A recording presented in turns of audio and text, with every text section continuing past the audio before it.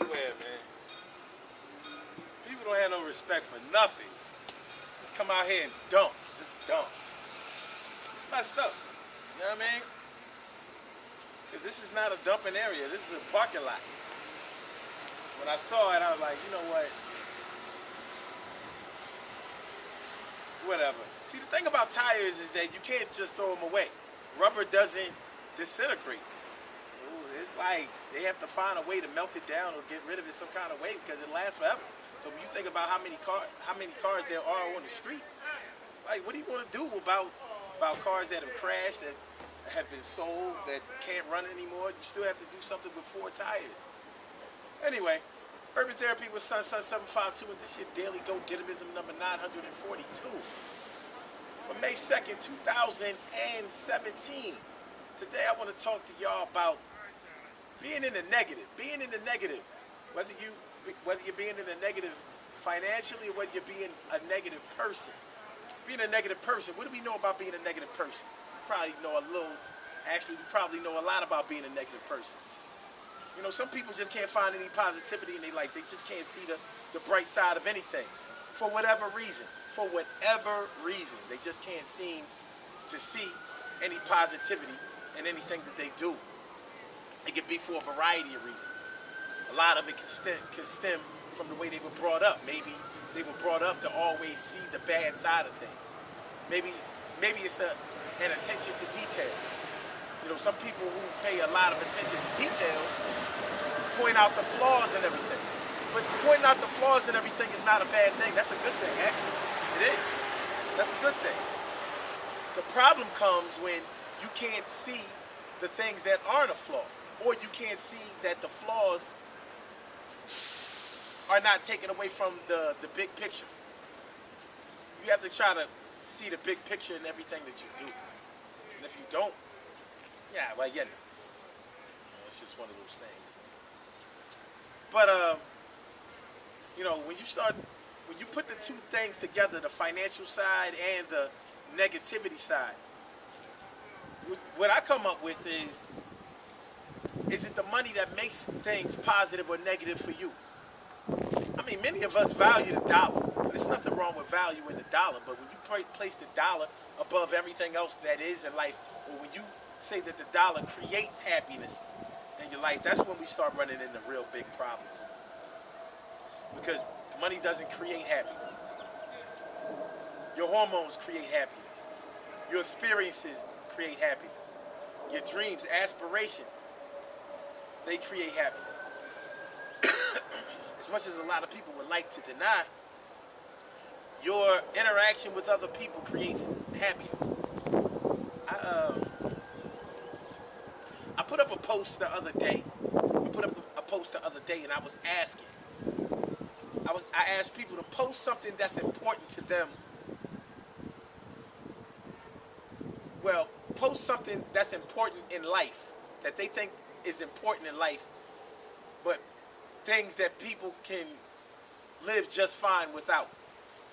I got a lot of interesting answers, very, very interesting answers, because, like, to me, certain things that are important, but you can still live a full, happy life without, things like learning how to swim, learning how to do anything, you know. I think swimming is vital, especially if you go to the beach, because if you can't swim, then more than likely you want to be afraid of the water. So if you can overcome that, that's a good thing. But you can get through life without ever going in the water, or just going in the shallow end of the water and staying safe. And you can still be happy that way. Unfortunately, some people live their whole lives without being able to read, and make it through life without being able to read. Some people become millionaires. They become millionaires and never learn how to read, but they're smart. A lot of our entertainers have not really had any type of education whatsoever. Couldn't read. Some of them couldn't read or write their own names. I was watching the documentary, The Unsung of Bobby Blue Bland. They said he couldn't really read or write his own name. Still a musical genius. But anyway, so when you think about the things that are important in life, but things that you can still get You can still get through life just fine without. I also got some interesting answers. People seem to think that you can get through life without being loved. You can get through life without other people. People think that you can get through life without ever having friends. I mean, I guess you can get through life that way, but you can't get through life just fine without that. Diet and exercise. I think you can get through life just fine. Just fine without diet and exercise, but you're going to need some luck. You're going to need some luck. But I know plenty of people who don't eat right, who don't ever exercise, but they still have lived long lives and things like that. So can't really say. But when you start talking about the negativity in people, that means if you put money for this exercise, if you put money above everything that makes you happy, or if you feel like money is the thing that creates happiness, then that means when you don't have any money, then there's no way that happiness can exist. And I think that that's a sad way of thinking. Some lack of money puts you on. But you really have to ask yourself, does money really make you happy? Does it really make people happy? You don't know any people that have money but still complain about everything, still are depressed, still can't find the love of their life, still can't seem to find that utopia living, even though they can run out and buy a new car anytime they want to. And it depends on what you consider rich to be. Because when you really don't have a dime in your life, then somebody with $10,000 is rich for the moment. But it's funny because there are plenty of people who are dirt poor, don't have any kind of money, they're broke, but they still find ways to have fun. Now, sure, people who have money, look at them and their fun, we place judgment on that, unfair judgment on that, and say that they don't really have nothing to celebrate, they don't really have nothing to be happy about. We can learn a real hard lesson from them, a real deep lesson from them. You don't have to have a lot of money in order to find happiness, because happiness is on the inside in the first place. So if you can't find what's going on, if you can't find happiness on the inside, it's not going to come on the outside either. We would like it to, but it's not going to happen. Can y'all hear that? That's when I give myself a headache. But it's true. You have to dig deep down inside and find happiness. But as far as I'm concerned, staying out of the negative involves keeping yourself busy. And I don't mean just working hard and working up a sweat, but I mean keeping yourself mentally and emotionally busy, along with the physical. So having dreams, having aspirations, and working towards those dreams and aspirations. Remembering what happened in the past and having good memories from the past, and trying to recreate some things for your present that was sort of like the past. Not exactly like the past, be realistic about it, but getting close to that feeling and feeling like today is worth living and tomorrow may be even better because of the work that I put in today.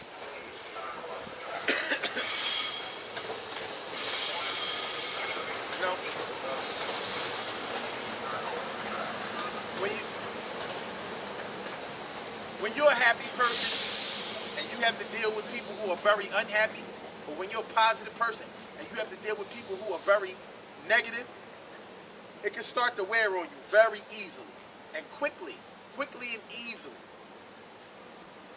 because they bringing the party down. And if you're the type that hangs around negative people, but you find a way to change. See, sometimes we get so used to the negativity that we don't even see it as negative anymore. If we're around negative people, if our mom is negative, our dad is negative, our cousins are negative, our brothers and sisters are negative, aunts, uncles, grandparents, neighbors, and all of those people are pretty much negative. That becomes our world, and our world becomes our universe. So we think that the rest of the universe is like where we are, and it's not that way. So it's not until you get out and explore the world a little bit and see that other people aren't like all of the people that you've known. And there is a different way and a better way to be. So what happens in that situation is that once you start to change and find positivity in your life, now you have to make some decisions. Because needless to say, everybody isn't going to grow with you. So now you have to sort of find out if you are able to take your positive self around that negativity now, and can you thrive in that situation? Because people going to start saying that you changing, you getting new, and you are changing, and you are becoming new.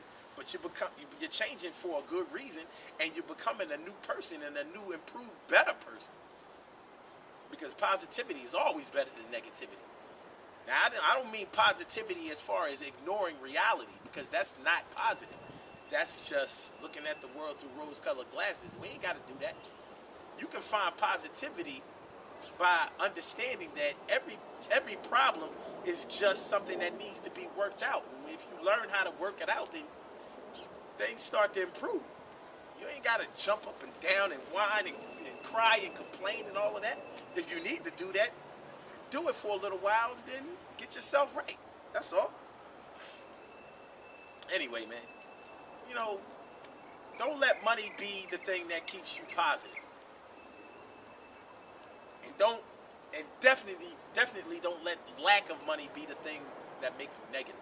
Good things happen to those who wait. Great things happen to those who grind, and anything can happen to those who go for theirs. So go hard, go for yours, and remember, your positivity is inside of yourself. So once you reach inside of yourself, explore things, get around different people, explore new cultures, learn a new language, something like that. And believe me, the world starts to get a little bigger for you. If you don't do those things, the world seems smaller and smaller. It's like being on Facebook, and the friends that you have are all mutual friends, and it makes it seem small. It's not that small. It might be small, but it's not that small. Everybody don't know each other. But yeah, once you start changing on the inside of yourself and getting right, yeah, everything starts to improve.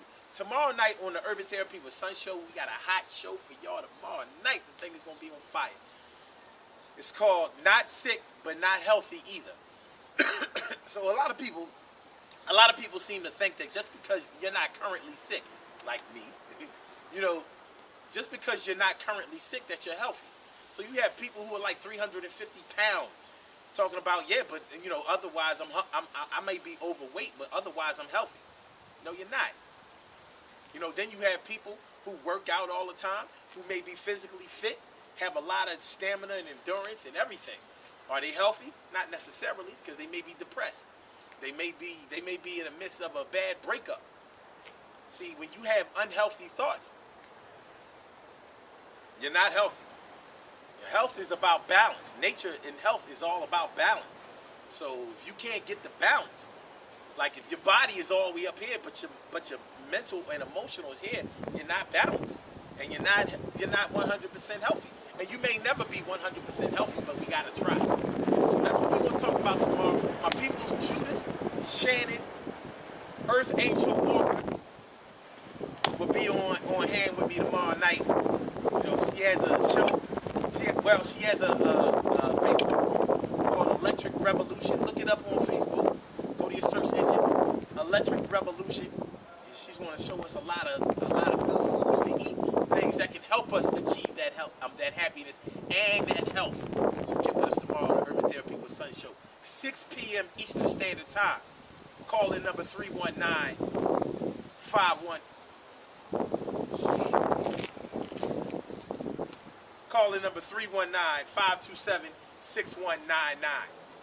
blogtalkradio.com/Sun752. Peace. I don't even know if I can call the city out here to get with these tires. Anyway, oh yeah, tomorrow, 6 p.m., don't forget. Alright? Urban Therapy is up, baby. Yeah.